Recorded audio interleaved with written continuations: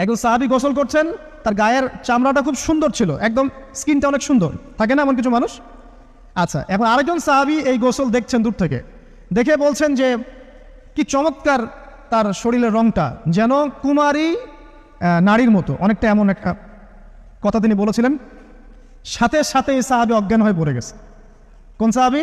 যিনি গোসল করছিলেন। এটার আপনি কোনো ব্যাখ্যা দিতে পারবেন না তো, এখানে কোনো সায়েন্স দিয়ে বা মেডিকেল সায়েন্স দিয়ে আপনি কোনো ব্যাখ্যা করতে পারবেন না।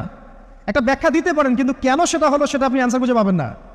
তো নবী সাল্লাল্লাহু আলাইহি ওয়াসাল্লামের কাছে নিয়ে যাওয়া হলো তাকে। তিনি বললেন যে এই ব্যক্তির ব্যাপারে কি কেউ ভালো মন্দ কিছু বলেছিল?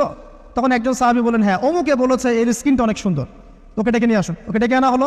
ডেকে আনার পর নবীজি তাকে অনেক শাসালেন, তোমরা তোমাদের ভাইদেরকে কি মেরে ফেলতে চাও? তখন এই সাহাবী তো অবাক, আমি আবার কখন মারতে চাইলাম ইয়া রাসূলুল্লাহ, আমি তো মারতে চাই নাই, আমি তো খালি বলেছি যে তার গায়ের রংটা অনেক সুন্দর।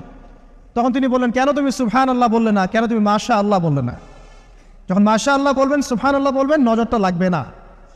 আর যখন আপনি মাশাআল্লাহ বলবেন না, সুবহানাল্লাহ বলবেন না, দেখবেন নজর লেগে গেছে। আপনি বিশ্বাস করেন ব্যবসা খুব ভালো চলছে, মানুষ বললো যে বাহ তোর তো ব্যবসা হেভি, লালে লাল শাহজালাল, ঠিক আছে, দেখবেন আপনার কেনা বেচা বন্ধ হয়ে গেছে। এরকম হবে, আমার কথাটা বিশ্বাস করেন।